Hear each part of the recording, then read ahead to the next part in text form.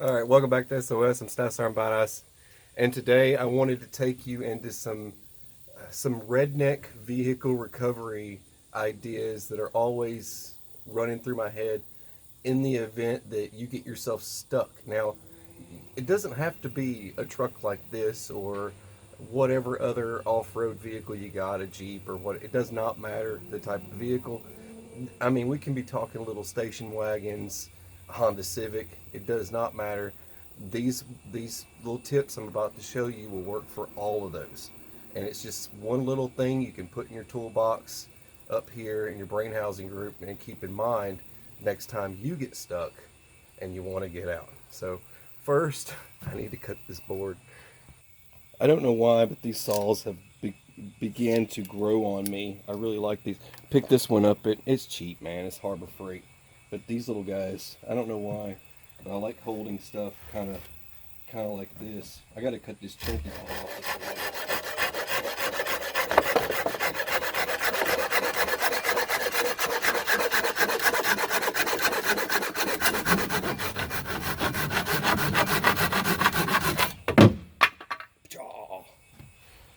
Now, some of you in the off-road community are very familiar with a high lift jack. I have two of these, one in the front, one in the rear, and I keep this one on the hood in the event the truck gets flipped.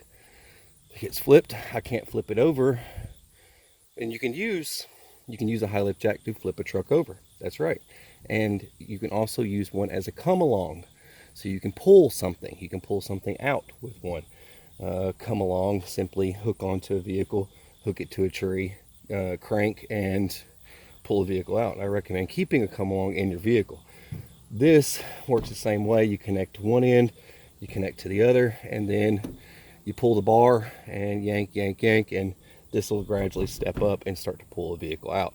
Also works the same. You can reach underneath the vehicle, grab the cab of the truck if it's flipped over, and flip the vehicle over. I've had to do it once with a Jeep, but that's a story for another time. All right, so that's just some advice on high lift jacks. They have a lot of different uses, and they can also, there's an attachment to split wood and all kinds of weird stuff.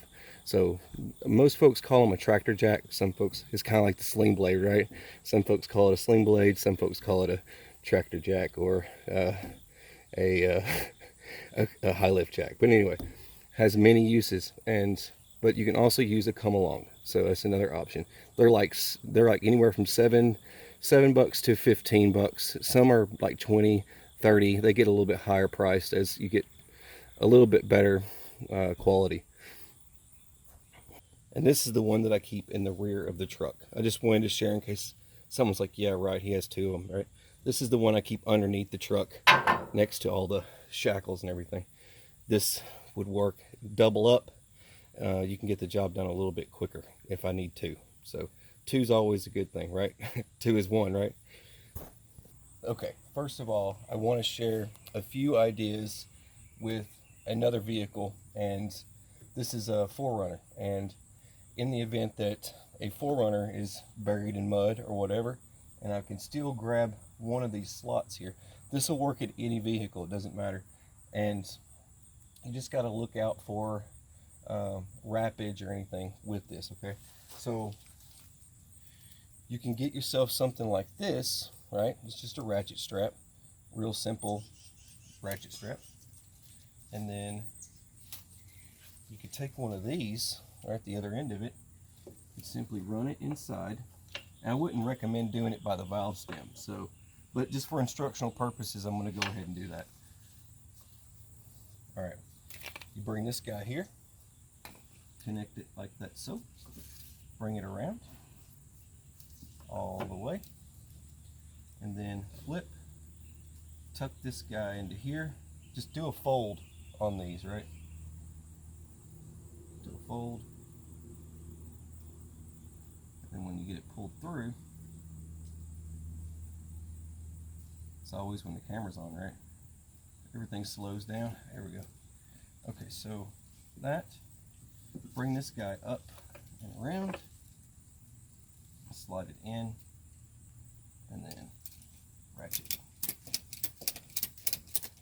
Now, in the event that I'm stuck, now you cut this off, right? you just take your knife and cut it. I'm not doing that right now because I like this strap, but you cut this off and then just let it be, or you can wrap it around, whatever you decide to do with it. But this will catch the ground. You want to get it a little bit tighter than that, right? So just a little bit tighter. There you go.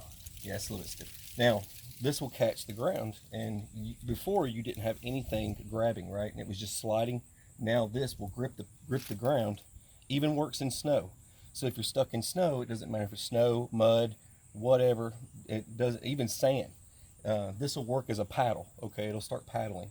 But you could put one if you've got. And now for you got geniuses, they're going to tell me, what about limited slip and things like that? And we'll put one on the other side, silly Willy. Just put one on the other side and you'll be ready to go. Now that's one. That's just one idea for you. Get this guy off here. Then I'll cover another one real quick. All right, there's that. Something, I mean, we can all keep in our vehicle. Here's the same technique. You just use a board. That's the reason why I had to cut the board. Board goes in there like this. Now you want to make sure you have clearance all the way around, right? So you can bring it all the way up. So you make sure you got plenty of clearance. Now what you would do, get yourself some rope. You need rope. Now this is some, I think this is Kevlar rope. I've got some Kevlar rope and some other stuff. This is the stuff that it's impossible. You can't burn it or anything. It'll work in a fire or whatever. You can hold it to a fire and nothing happens to it. So, but you would bring through like this, right? Actually down one like this, right? Let's do this. Down one, and then even them out. Make them even, like this, okay? So they're even. Bring your board in, just like that. Bring it up, cross, and then up, through, and back out the other side, just like that, okay? All right, you see what I did there? And then take these and simply tie them together.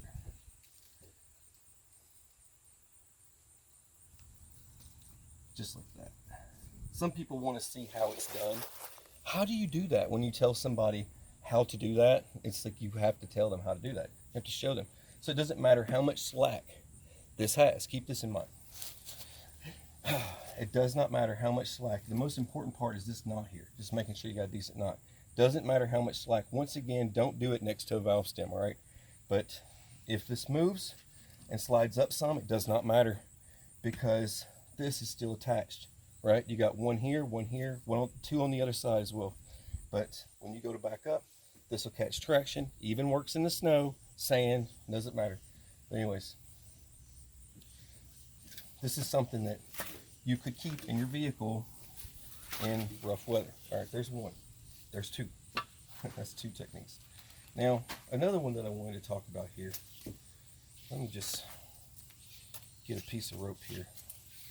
This is some good rope. All right.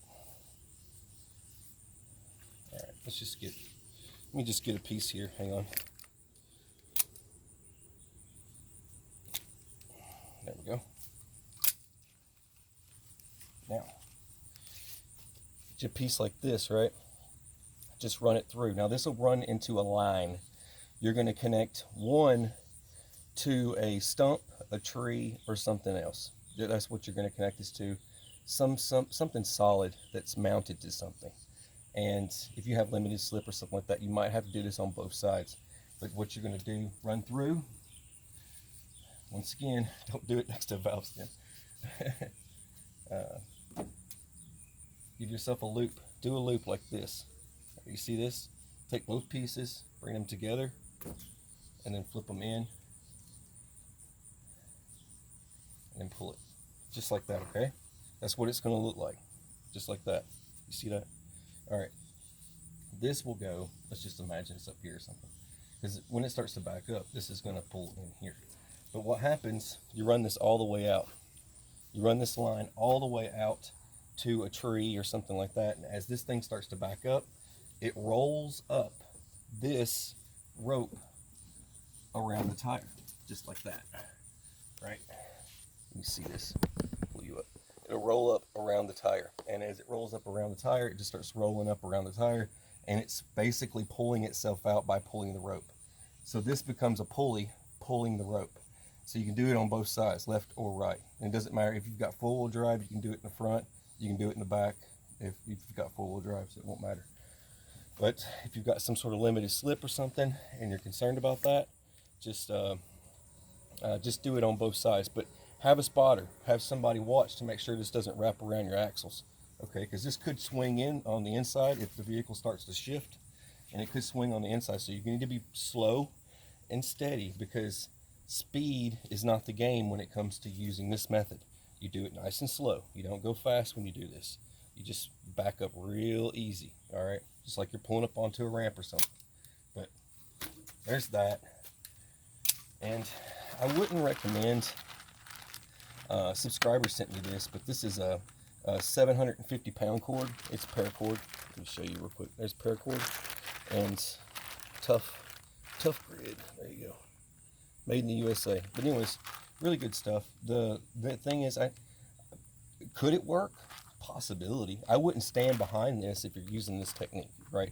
That type of technique with the rope, I wouldn't stand behind it or to the side of it, because if it snaps and whips, pop you or somebody else. So just kind of standing clear would be a good idea. I would recommend it. Get behind something while the vehicle's backing up. Now, if you've got some really nice straps, I'm just saying, some really nice straps, I would recommend that over using rope any day, because this one's been used a few times in situations like that. You can just tell it's been used a lot. But this technique would probably be better fitted for some sort of strap that's a little bit wider and has a little bit more grippage. But anyways, there you go.